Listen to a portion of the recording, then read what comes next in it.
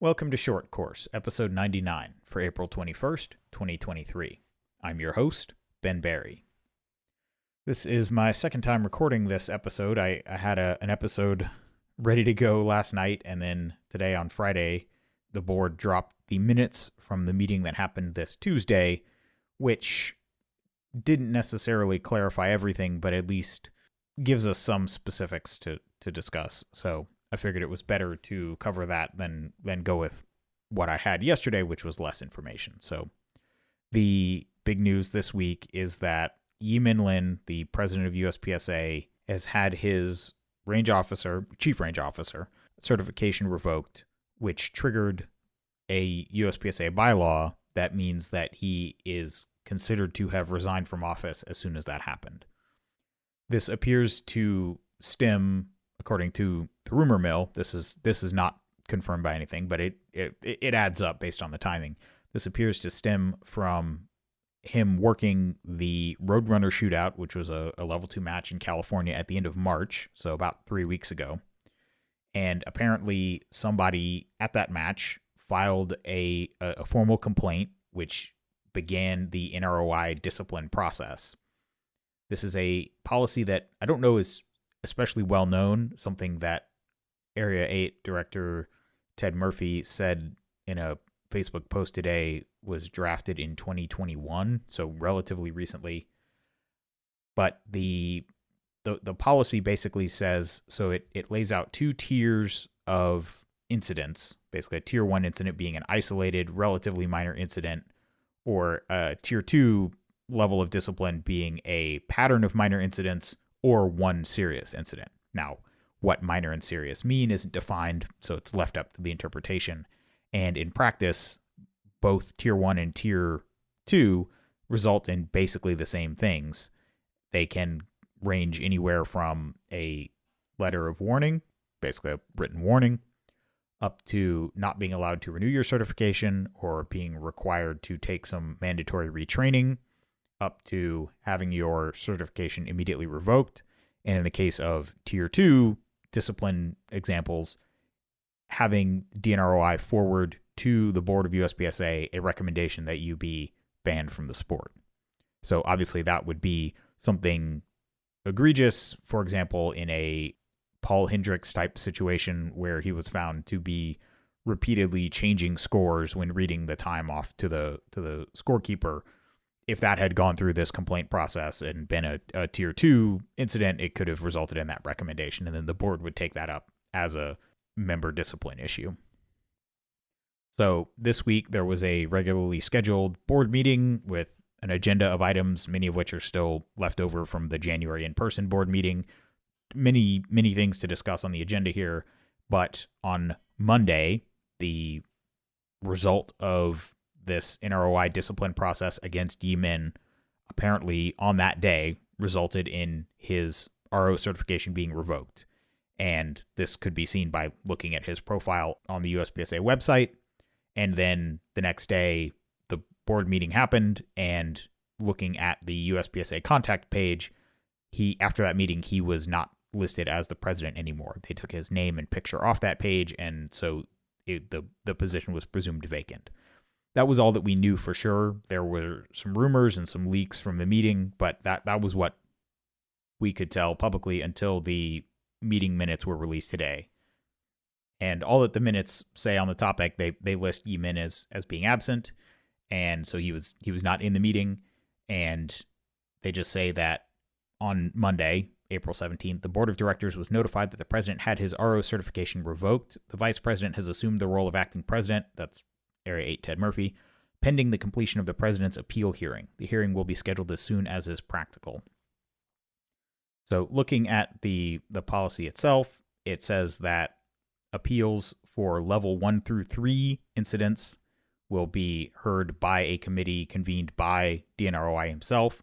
Level 4 or 5 the appeal will be heard by the board. It's not clear. This policy, frankly, is badly worded. So tier 1 lists 5 possible outcomes for a tier 1 discipline event. They are just labeled 1, 2, 3, 4, 5, and they're not in increasing order of severity. So letter of correction is number 1 and revocation of certification is number 2. Whereas Tier 2 lays out level 1 through 5, which does seem to be in ascending order of severity. And in a Tier 2 event, level 4 is the letter of certification removal.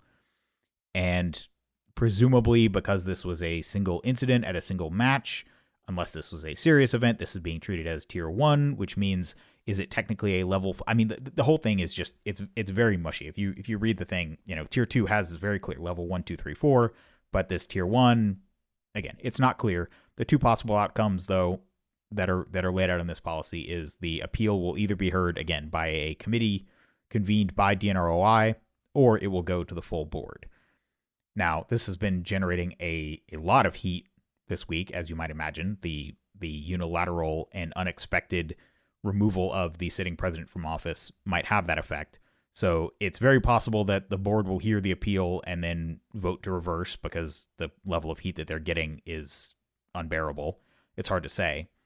But it's worth talking about the fact that this was only possible because of the unintended consequences of one of the bylaw changes that was ratified at the beginning of 2022. So previously, to be a president or a board member, you had to be a resident. In the case of an area director, you had to be a resident in the area. In the case of the president, you had to be a resident of the U.S., and you had to be a life member. And there was a bylaw that was not changed during the bylaws review, Bylaw 7.8, which says, in part, a director or officer who no longer meets the requirements for holding office shall be considered to have resigned as of the date of such condition. Which, again, under the old bylaws basically meant if you were an area director and you moved out of your area, you were considered to have resigned effective immediately. In the bylaws rewrite, they added 2 more criteria. One is that you have to be a U.S. citizen. Again, kind of unlikely that will change during your life. But the second one that they added was that you had to be a level 1 range officer, which on its face makes sense. It adds a little bit more skin in the game. There are other requirements about having to be a member for a certain uninterrupted period. But adding the level 1 range officer certification, it's not that hard to get your certification, at least to get on the board. Now, again, the interaction between these two bylaws resulted in a case where, by the sole discretion of DNROI, which if you read the discipline policy, that's the way it's phrased, he might convene a committee, but ultimately the decision is solely rests with him. Once a complaint has been fed into this discipline process, it's up to him what punishment is handed out. And there are no guidelines that for this or that, you should get a letter of warning. And so the question is, could DNROI have just decided to give him a letter of warning or require some mandatory retraining? Absolutely. That was possible within the policy. So what was going on at this match that was so grave that it could only be remedied by stripping someone who had worked dozens of major matches of his certification immediately? To me, it looks like the point was to get him out of office. The question is why? What was he starting to dig around? What was he getting too close to? What could he not be allowed to continue doing? And to some degree, the timing of this is suspicious because the filing deadline to run for president or area director in any of the normal elections that will be happening this year, the deadline to file for those is May 1st. So a little under 2 weeks from now. So even if he happened to be removed from office, he could still run again if he was eligible. But by removing his certification and making it so that he can't get it back by the time that his next term would start, he's done. And I believe that it is relatively common once a certification has been revoked. There's some period, I guess typically a year, where you have to wait before you can even take a level 1 seminar again and try and get it back if you even choose to do so. Now, as of today, Friday, so 3 days after this board meeting, they have restored Yee-Min's name and picture on the contact page as president. So obviously we're in some kind of gray area where he's not out of office, but he's not being allowed to act as president until the appeal is resolved, which, I mean, in the first place, obviously, I think to anybody looking, there is a huge gap in due process here. At most, removing someone's certification should maybe trigger a vote on removal, but the fact that it automatically tenders your resignation through an action that is not your choice is, I think, obviously not what the bylaw was meant for. when it was written, paired with the requirements for office at the time of being a life member and living in the U.S. or in the area, those were that was something that you would have to choose to change. It was not something that could be done to you. And so the fact that now something can be done to someone that triggers this bylaw 7.8 is obviously, there are huge due process issues, and it obviously gives NROI a huge amount of power to remove members of the board that they don't want to be on the board, or even potentially go after candidates. I mean, there is a good question of, should I even continue with my plans to, say, work the North Carolina section at the end of this year if somebody decides to file a complaint and through whatever the decision making is, it results in me having my CRO certification revoked, then I'm no longer eligible to hold the office. And if they're willing to throw that at the sitting president, would they throw it at an area director candidate? I have to imagine they would. So there's a real chilling effect that this whole can of worms opens up.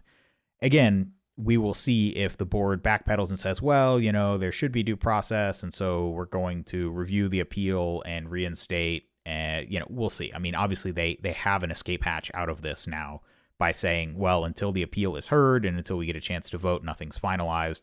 But for now, until that happens, Ted Murphy, Area 8 Director, who was nominated and voted to be the vice president at the January in-person board meeting, he is the acting president until that happens.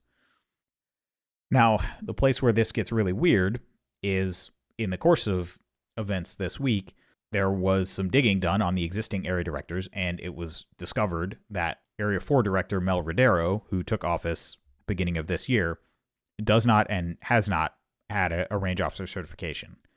And so he is ineligible to serve, and per bylaw 7.8 is considered to have resigned the day that he took office.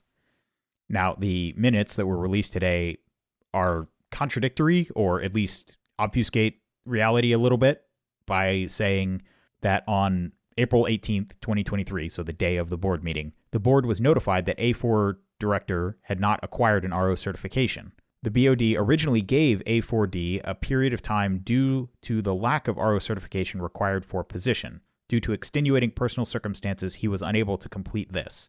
He has been given until 5/31/23 to complete. Now, this is the first that this has been mentioned anywhere in the minutes. If this was something that was known or discussed at the January in-person board meeting, there's no record of it in the minutes. And so, as far as I'm concerned, if it's not in the minutes, I mean, can the board just retroactively say that they made decisions months ago and then that they can just act on them? And at the same time, there is no power in the bylaws that grants the board the ability to provide a waiver for complying with these bylaws. They're crystal clear. It's not even, I mean, again, the way it is written, it is not up to the board to vote. It is triggered automatically. If you do not meet the criteria, you are considered to have resigned effective the day that you failed to comply with those criteria. So at the very least, the most generous interpretation of this is the board worked out some secret sweetheart deal to allow one of their members to violate the bylaws and hope that nobody noticed. I mean, of course, somebody might have pointed out, wait, why is an area director taking a level 1 RO class? Shouldn't he already have a certification? So that was going to be a bit of a smoking gun. There are some rumors that there was a class that he was scheduled to be at and never showed up to. Meanwhile, people have been looking at his records on Practice Score Competitor and seeing all the major matches and everything else he's had time to shoot. So it doesn't seem like he's, whatever extenuating personal circumstances the board is hiding behind here, it doesn't seem like they stopped him from traveling to shoot all those matches. So why he couldn't comply even with this completely outside the bylaws extension grace period that they've given him is completely baffling. I mean, this is something different. Everything that has happened so far, all of the board shenanigans around voting fully out, that was completely within the bylaws, delaying the special election to rewrite the bylaws, that one's gray area. The bylaw simply said that the special election should be timely. Now, Foley was removed in August of 2021, and the election procedure wasn't initiated until the new bylaws were ratified in January of 2022. So 5 months, is that timely between one guy leaving office and beginning the process of having an election, which then you had to have candidates submit their petitions. It was a multi-way election that went to a runoff, so we ended up having most of a year without an elected USPSA president. But okay, timely isn't narrowly defined, so we can say that one. Maybe they complied with that one, if not in spirit, in letter. And even this maneuver to oust Yee-Min, it's right there in the bylaws. DNROI can yank your certification, and as soon as that certification is gone, you are considered to have resigned that day. So, is it wrong? Yes. Does it follow the letter of the bylaws? Yes. But this idea that the board can just grant themselves power to waive requirements for area directors, it doesn't exist. They're making this up out of whole cloth, and they just did it because they didn't think they would get caught. And they're still blowing a smokescreen and saying, well, he was fairly elected, and so we should allow the votes of the members of Area 4 to stand, even though whether they voted for someone or not, he was not eligible to take office. This is something different than what we've seen before. This is not just kind of sketchy misuse of the existing rules, but this is just inventing new powers and new abilities where they don't exist. And it's completely wrong. Mel Rodero is not eligible to serve as a director of USPSA. Any meeting where he is allowed to be present is illegitimate. And even this meeting, halfway through the meeting, they say that he should recuse himself and no longer vote. And yet, even knowing that this was coming up on the agenda, they still allow him to vote in the first vote of the meeting, which was to go into executive session, which, by the way, they spent 3 hours in. They had a 3-hour executive session to, quote, discuss human resource and legal topics. So presumably the issues with Yee-Min and Mel. They let him vote on that. They knew, going into this meeting, they knew that he was out of compliance. And they were planning in this meeting to get him to recuse himself and no longer participate in votes. And yet they let him participate in that first vote. I mean, this is Calvin Ball level, make up the rules as you go antics. It doesn't add up. They're doing what they want because nobody can stop them. So that's what is known as of Friday, April 21st. I'm sure there's more to come. We'll see what the outcome of the appeal, of Yee-Min's appeal to the board is, whether they go back and say, oh, due process wasn't followed. Now that you've been heard by the board, we'll vote to overturn and let you stay. Presumably that would, just in terms of due process and doing the right thing, I'm not Yee-Min's biggest cheerleader, but to railroad somebody like this is just, it makes a mockery of the whole organization. The idea that a sitting member, the sitting president, or any of the board members could be removed simply because someone fed a complaint into the top of this discipline system and boom, out the bottom pops a revocation of their certification. It might follow the letter of the policies and the bylaws, but it is not due process. It is not what we should expect out of a healthy functioning organization. And again, what was the reason that he had to go this close to the start of the election period? Why do they have to get rid of him? Why now? What was he starting to get into? I don't know that we'll ever know the answer to that. Hopefully we will one day. But obviously there was some reason that he had to go, and they're trying their best. And if that's the truth, then I think we'll see them hear his appeal just like they did with some of the band members, and then vote to follow through on the choice that they've already made. We'll see.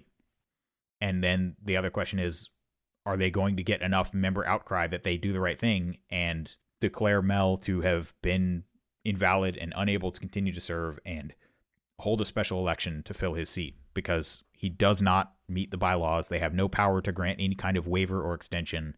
And the fact that they're just granting this power to themselves is, again, they're making up the rules. If they can do that, then what other powers can they grant themselves at any time? And what's to stop them? So that's what we know. That's where we're at. I'm sure more details will emerge in the days to come, but I wanted to put together as concise a summary of what we know and what's happened over the past week as I can, so that people are aware of what the board is up to, what their justifications are, and what the ramifications are for the sport. Because I think there are some serious precedents being set right now, and this needs to be taken very seriously. Well, that wraps up this episode of Short Course. My email is ben@berryshooting.com. Talk to you next time.